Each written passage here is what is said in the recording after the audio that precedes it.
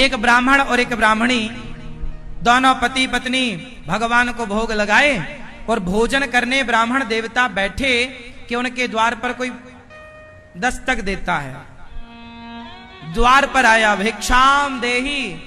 ब्राह्मण उठे और अच्छा सुनो, ये जो पंडित पंडितानी थे ना, ये पंडित जी भी भिक्षा मांगते थे। और आज संयोग से इनके घर में पत्नी ने खिचड़ी बनाई थी, क्योंकि भिक्षा में जो मिल जाए वो पंडितानी बनाए, पंडित जी मांग कर लाते। तो आज इतना ही मिला था कि दोनों को पेट भर, आज कुछ दिनों में आज पेट भर दोनों को भोजन बना पति पत्नी के लिए। तब तक द्वार में कोई आ गया, पंडित जी खाने बैठे थे, थाली छोड़ी, दरवाजा खोला, आइए आइए। कोई भूखा था, भैया बड़ी भूख लगी है, कुछ मिले? हाँ हाँ आओ। जबकि पंडित पंडितानी भी भूखे थे और खाने के लिए थोड़ा खिचड़ी बनी थी आज, और वो भूखे आदमी को पंडित जी ने अपनी थाली पकड़ाई। तो वो गरीब आदमी, उसने भोजन किया, पंडित जी के थाली उसने पूरी खा ली।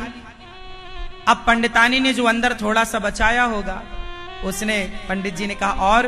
हाँ हाँ भूख बहुत, थोड़ा और मिल जाए, बहुत अच्छी स्वादिष्ट खिचड़ी है। लो भैया, उसने पूरी खा ली।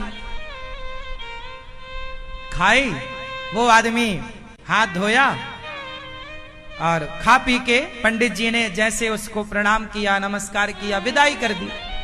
वो खा पी के खुश होके चला गया। अब पंडित पंडितानी के पास क्या बचा जानते हो? केवल वो बर्तन जिसमें बनाया था। तो दोनों बैठे साथ में, पंडित पंडितानी, और वो जो बर्तन में बना तो पूरा परोस दिया, पर कुछ तो उसमें बचे ही था ना, जरा सा। तो पूरा खरोच खरोच के, चम्मच से खरोच के वो खिचड़ी निकाली, इतनी सी निकली। आधी पंडितानी ने खाई, आधी पंडित जी ने खाई। और खाकर जब हाथ धोए, तो जब हाथ धोने का पानी गिरा तो वहां पर एक गिरगिट था। गिरगिट, गिरगिट समझते हैं ना? गिरगिट, गिरधौना। गिरगिट के पीछे के हिस्से में वो पानी, पंडित जी के हाथ धुलने का पानी गिरगिट के पीछे हिस्से, पूंछ वाले हिस्से में, पीछे के दो पैर और पूंछ के हिस्से में पानी गिरा तो उसकी पूंछ और पीछे के दो पांव सोने के हो गए, सोने, और रंग बदल गया। अब गिरगिट बड़ा प्रसन्न, वाह देखो मैं सोने का हो गया। तो गिरगिट ने पंडित जी से कहा, पंडित जी जरा और पानी मेरे ऊपर डाल दीजिए पूरा, तो मैं पूरा सोने का हो जाऊं। पंडित जी ने कहा, तू आधा तो यहां हो गया है, अब जा, धर्मराज युधिष्ठिर यज्ञ करने वाले हैं, जा, जहां ब्राह्मण लोग खा के हाथ धुलेंगे वहां तू बैठा रहना।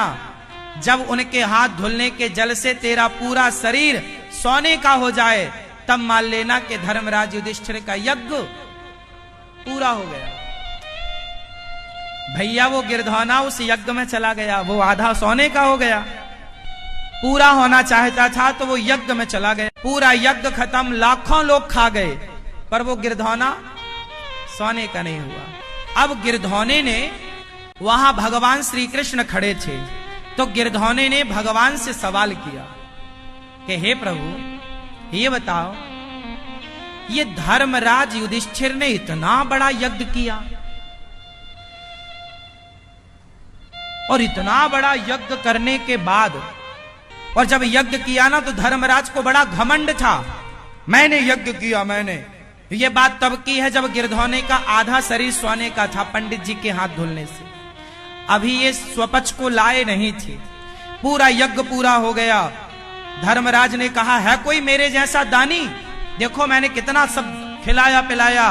भगवान बोले, युधिष्ठिर जी को घमंड हो गया। तो गिरधौना बोला, अरे महाराज तुम्हारा यज्ञ किसी काम का नहीं है। क्यों? बोले, हम तो पंडित जी के यहां गए थे तो उन्होंने खा के हाथ धोया तो मैं आधा सोने का हो गया, और उन्होंने बोला कि तू वहां जा युधिष्ठिर की यज्ञ में, जब पूरा सोने का हो जाए तब मानना। मैं पूरा सोने का तो अभी हुआ नहीं। धर्मराज युधिष्ठिर बोले, पूरा सोने का तुम कैसे होगे?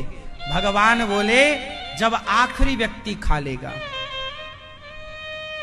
जब आखिरी व्यक्ति का पेट भर जाएगा और उसके हाथ का धौमन जब इसके ऊपर गिरेगा तो वो गिरधौना सोने का हो गया। अब प्रश्न धर्मराज ने पूछा कि प्रभु, ये ब्राह्मण कौन है जिसके स्पर्श से, ये पानी के स्पर्श से ये गिरधौना गिरगिट आधा सोने का हो गया?